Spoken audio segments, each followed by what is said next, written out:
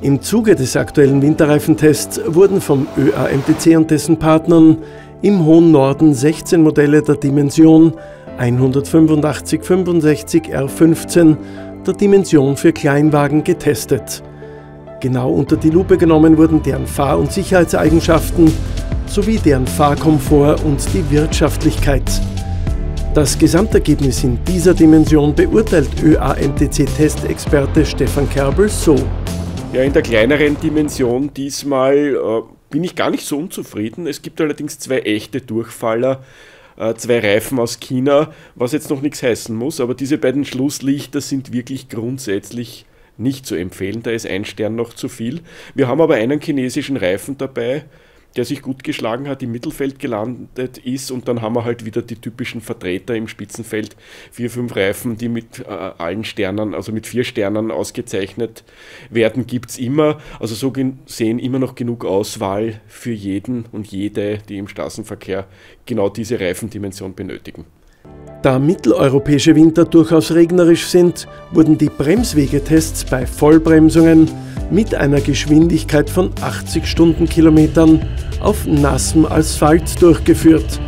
Hier trennt sich die Spreu vom Weizen. Zwischen dem besten und dem schlechtesten Reifen liegen immerhin 5 Meter Unterschied.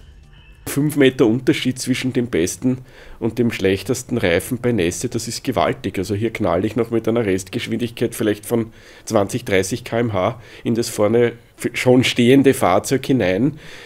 Ich werde das natürlich überleben, aber die Autos sind beide hin und das ist wirklich nicht notwendig. Aus dem Grund machen wir auch den Test, und das Bremsen bei Nässe ist einer der wichtigsten Versuche im Test, weil das haben wir im Winter garantiert jeden zweiten Tag. In den Wintermonaten gibt es oft große Wetter- und Temperaturunterschiede. Kann ein Winterreifen alle diese Wetteranforderungen bewältigen oder sollte ich beim Kauf Kompromisse machen? Ja, wenn man sich die Reifen ganz vorne ansieht, dann können die das. So ist auch unser Bewertungsschema aufgesetzt. Vielleicht wundert sich die eine oder die andere, warum wir noch nie 5 Sterne vergeben haben, weil das eben so schwierig ist.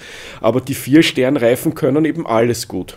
Die sind bei Trockenheit gut, die sind bei Nässe gut, auf Schnee gut. Sie dürfen nirgends schlechter als die Note gut sein. Und damit kann man sich hier eigentlich frei entscheiden, vielleicht noch nach dem Preis, ja, oder verhandeln gehen. Im Prinzip ist es egal, ob man sich die Nummer 1 hier kauft oder den an 4. Stelle liegenden Reifen. Im Mittelfeld sieht man dann schon schön dieses Kompromissproblem. Da gibt es Reifen, die auf Trockenheit nicht wirklich besonders gut sind, dafür auf Schnee und Nässe optimiert sind. Es gibt aber auch das Umgekehrte. Reifen, die bei Trockenheit gut funktionieren, auch im Verschleiß recht toll sind, aber ausgerechnet auf Schnee und Nässe dann nicht so umwerfend sind. Also die Mittelfeldreifen kann man sich schon auch noch kaufen, aber da muss man halt genauer hinschauen, auf welche Eigenschaften man vielleicht verzichten kann. Alle weiteren Informationen zum Testergebnis dieser Dimension finden Sie wie immer auf unserer Homepage.